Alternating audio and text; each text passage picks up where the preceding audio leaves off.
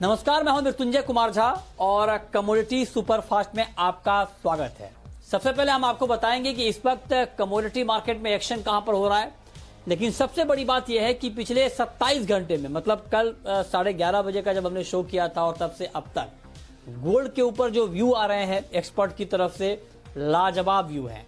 कल हमारे एक्सपर्ट ने आपको बताया था शाम को 5:30 बजे कि आपको गोल्ड खरीदना है, 50 के ऊपर भाव जाएगा और 60 के ऊपर चांदी जाएगी। कल रात में ही ये टारगेट हिट हो गया। आज सुबह 11:30 बजे हमारे एक्सपर्ट ने कहा था गोल्ड आपको खरीदना चाहिए, गोल्ड के दाम यहां पर बढ़ेंगे। उस समय गोल्ड के दाम 50,100 150 के आसपास था। अब गोल्ड का भाव 50,400 के ऊपर आ चुका है और चांदी में भी आपको बाइंग की राय दी गई थी और चांदी का भाव भी देखिए 61,000 के ऊपर चला गया है। तो सभी जो हमारे एक्सपर्ट थे, कुणाल जी कल हमारे साथ, आज रविंद्र राव भी जुड़े थे, कल अनुज गुप्ता थे, आज मनोज जैन थे। सारे एक्सपर्ट की कॉल बहुत शानदार रही है। बहुत बहुत उन लोगों को बधाई कि इतनी अच्छी कॉल देने के लिए। लेकिन अब हम आपको बताते हैं कि अभी मार्केट में हो क्या रहा है। 250 रुपये ऊपर है गोल्ड एमसीएक्स पर और अंतर्राष्ट्रीय बाजार में गोल्ड का भाव $1885 प्रति औंस के करीब है। डॉलर इंडेक्स में लगातार कमजोरी आ रही है और इससे मार्केट का सेंटीमेंट मजबूत हो रहा है। चांदी में जोरदार तेजी है, 61,000 के ऊपर निकल चुका है चांदी का भाव, 600 रुपए तक की मजबूती है और अंतर्राष्ट्रीय बाजार में दाम 1% बढ़े हैं। 1800 2 दिनों में 1800 रुपए तक की तेजी चांदी में आई है। इसके अलावा क्रूड की बात करें तो कच्चे तेल की कीमतों पर दबाव है। ब्रेंट क्रूड का भाव $42 के करीब है, 0.25% तक की नरमी है। इसके अलावा WTI क्रूड का भाव $40.5 के नीचे है, 0.25% की कमजोरी है। और चूंकि एक बार फिर से सप्लाई बढ़ने का अनुमान जताया जा रहा है, उसका इम्पैक्ट हम प्राइस पर देख रहे हैं। एग्री वायदा में सरसों की कीमतों में अच्छी तेजी है, 1.5% तक दाम सरसों के बढ़े हैं। 5500 रुपए के ऊपर है सरसों का भाव। 6 महीने में करीब 34% तक की तेजी आ चुकी है। मस्टर्ड में मांग बढ़ने की उम्मीद से कीमतों को सपोर्ट मिला है। इसके अलावा चना वायदा में भी तेजी है और 5425 के ऊपर भाव पहुंचा है। 1% के आसपास दाम बढ़े हैं। हफ्ते भर में 5% तक की तेजी यहां पर दिखी है। तो ये 5 खबरें, लेकिन इन 5 खबरों के बाद अब हम बात करेंगे ट्रेडिंग कॉल्स की। और ये बताने के लिए आज हमारे साथ वंदना भारती हैं, एसएमसी कॉमट्रेड की। वंदना जी, बहुत बहुत स्वागत है आपका। गोल्ड से शुरुआत करते हैं। गोल्ड में आपको लगता है कि अभी बाई करके चलना चाहिए? मृत्युंजय जी, मुझे लग रहा है कि बाइंग की अभी शुरुआत हुई है और एक अच्छा बेस बना है। बाइंग अभी कंटिन्यू करना चाहिए और जिस तरीके से डॉलर इंडेक्स नीचे की तरफ आ रहा है और अभी डॉलर इंडेक्स पे ही काफी रिएक्ट किया था रिसेंटली गोल्ड ने, तो मेरे ख्याल से बाइंग कंटिन्यू रहनी चाहिए। फिलहाल मैंने 5225 के करीब का एक बाई कॉल दिया था। यहाँ पे 5300 के करीब भी यहाँ पे बाइंग कर सकते हैं और मुझे लग रहा है 50,000 सॉरी, और 50,500 से 550 तक का जो टारगेट है वो इजिली यहाँ पे अचीव हो सकता है इवनिंग ट्रेडिंग सेशन तक। तो स्टॉप लॉस यहाँ पे लगाना होगा 50,100 रुपए का। अच्छा, चांदी पर वंदना जी आपका व्यू क्या होगा? क्योंकि चांदी की कीमतों में भी बहुत अच्छी तेजी आई है, 61,000 रुपए के ऊपर चला गया है भाव। जो भी कॉल कल शाम से अब तक दी गई है जी बिजनेस पर, ये सारी कॉल हिट हुई हैं। अब आप बताएं कि इस लेवल पे चांदी में क्या किया जाए? जी मृत्युंजय जी, काफी अच्छा रहा है जी बिजनेस का कॉल। यहाँ पे बहुत फॉलो किया है मार्केट ने और मुझे लग रहा है यहाँ पे चांदी में जिस तरीके से मृत्युंजय जी 75,000 के बाद हम लोगों ने 60,000 तक का लेवल देखा था, ये 15,000 कहीं ना कहीं बहुत बड़ा एक वैल्यू बाइंग के लिए एक अट्रैक्टिव मतलब लेवल्स कह सकते हैं, ये थी यहाँ पे। और साथ में हम लोगों ने देखा कि कहीं ना कहीं यहाँ पे बेस मेटल में भी एक ठहराव सी है, बहुत ज्यादा डाउन साइड नहीं है और अब लग रहा है कि कॉपर वगैरह भी थोड़ा सा यहाँ पे स्टेबल हो सकते हैं लोअर साइड पे। तो चांदी ने एक अप मूव लिया है और मुझे लग रहा है कि यहाँ पे ये भी यहाँ पे अपसाइड जो है वो कंटिन्यू रहेगा। इनफैक्ट मुझे लग रहा है कि चांदी में अगर 61,200 से ऊपर की जो क्लोजिंग अगर हो जाती है आज के दिन में, तो मुझे लग रहा है कि एक बार मृत्युंजय जी 61,800 तक का जो लेवल है वो भी हम आते हुए देख सकते हैं। तो करंट मार्केट प्राइस से भी यहाँ पे एक बार बाइंग कर सकते हैं या थोड़ा 100 200 300 रुपए करेक्शन पे भी बाई कर सकते हैं।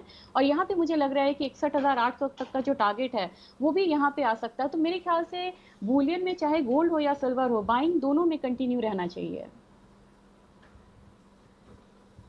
ओके, ठीक है। तो आपको लगता है कि सोने और चांदी के दाम बढ़ते रहेंगे? 61,200 का टारगेट है आपका चांदी का, बाइंग की कॉल है 60,635 पर और गोल्ड में आपने टारगेट दिया है 50,500 रुपए का, 250 225 के स्तर पर आपको खरीदना है। ठीक है, अब बात करते हैं एग्री मार्केट की। एग्री में वंदना जी, कॉटन का प्राइस अभी आपको क्या लग रहा है और यहाँ पर करना क्या चाहिए कॉटन में?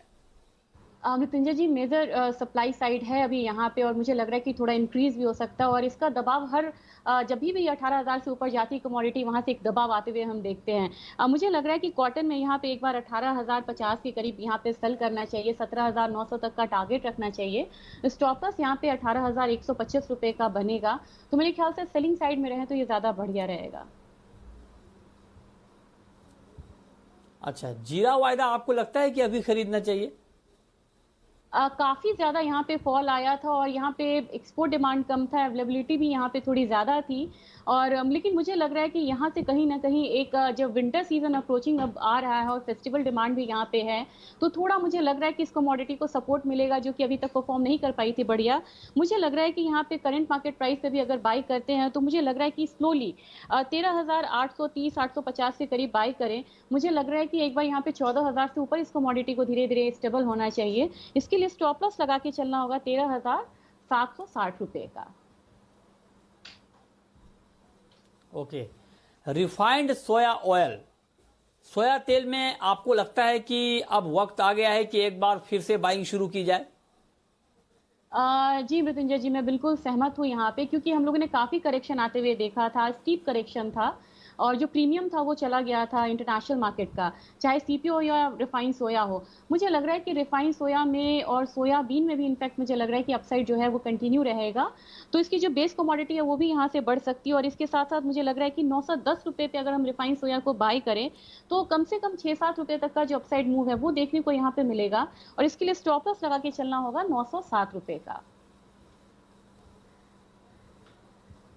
ओके, ठीक है, तो ये राय आपकी है कि आज कहां पर ट्रेड लेना चाहिए। तो ये पांच कॉल जहां पर आप ट्रेड ले सकते हैं, लेकिन अब आपके लिए फ्लोर ओपन है। अगर आपने कोई ट्रेड किया है पहले ही या नया ट्रेड करना चाहते हैं तो सवाल पूछिए। नंबर आप नोट कर लें, जिस नंबर पर आप कॉल कर सकते हैं 022-2300-1634।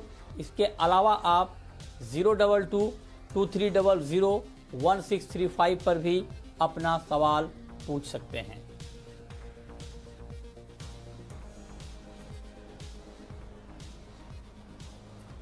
और पहला सवाल है राजेश कुमार का, सोनीपत से हमारे साथ जुड़ रहे हैं। पूछिए राजेश जी। ग्वार में क्या लग रहा है? ग्वार सीड में, ग्वार में वंदना जी बताएं, काफी लंबे समय से ग्वार का मार्केट बढ़ नहीं पा रहा है, दबाव में है, प्रेशर में है, क्या लगता है आपको फ्यूचर ग्वार का? जी मृत्युंजय जी, देखा जाए तो यहाँ पे क्रूड भी बिल्कुल यहाँ पे रेंज में है, और क्रूड से कोई यहाँ पे सपोर्ट नहीं मिल रहा है ग्वार प्राइसेस को, जो कि पिछले कुछ दिनों में मिला था जब 3100 के करीब मार्केट गई थी, तो वहां से एक सपोर्ट यहाँ पे नहीं मिल रहा है। और जो डेरिवेटिव सेंस की चूड़ी कोरमा, उसका भी बहुत ज्यादा इजाफा नहीं हुआ है ट्रेड में। मेरे ख्याल से ये कमोडिटी 4,050 से अपसाइड में 4100 से लेके 3800 के रेंज में घूम रही है। अभी यहाँ पे थोड़ा सा यहाँ पे डाउन साइड यहाँ पे आ सकता है, मार्जिनल डाउन साइड आ सकता है। एक बार हम 3880 तक का नीचे तक प्राइस यहाँ पे देख सकते हैं। तो किसी को अगर करंट मार्केट प्राइस से कुछ करना है तो यहाँ पे आप सेलिंग करके चल सकते हैं 3900 या 3920 के टारगेट के लिए। अगर आपको बाइंग करनी है तो थोड़ा सा सर यहाँ पे आप करेक्शन का वेट करिए। ठीक है, अगला सवाल है संजय का, भरतपुर से। पूछिए संजय जी। हमको ये पूछना है क्या दिवाली तक सोना 53,000 बन सकता है क्या फिजिकली? बताइए वंदना जी, क्या दिवाली तक गोल्ड का भाव एक बार फिर से 53,000 रुपए तक जा सकता है? जी मृत्युंजय जी, यहाँ पे करेक्शन के बाद यहाँ पे टारगेट को रिवाइज भी किया गया था, और जिस तरीके से मूव आ रही है, और एक चीज और है यहाँ पे कि 3 नवंबर को इलेक्शन है यूएस में, उससे पहले एक ट्रेडिशनली हम लोग देखते हैं कि सेफ हेवन बाइंग जो है वो रिटर्न आती है, और अभी जो गिरावट है इसमें फिजिकल बाइंग भी बढ़ेगी और इन्वेस्टमेंट डिमांड भी यहाँ पे दोनों यहाँ पे बढ़ना चाहिए। तो मेरे ख्याल से सर दिवाली तक 53,000 का लेवल आ सकता है, 52,800 700 से लेके 53,000 का जो एक रेंज है वो यहाँ पे आ सकता है। तो लोअर लेवल पे सर आप बाइंग करके यहाँ पे चल सकते हैं। ठीक, बहुत शुक्रिया वंदना जी आपका हमारे साथ जुड़ने के लिए, बताने के लिए कमोडिटी में कहां पर कमाई के मौके बनेंगे। तो फिलहाल इस बुलेटिन में इतना ही।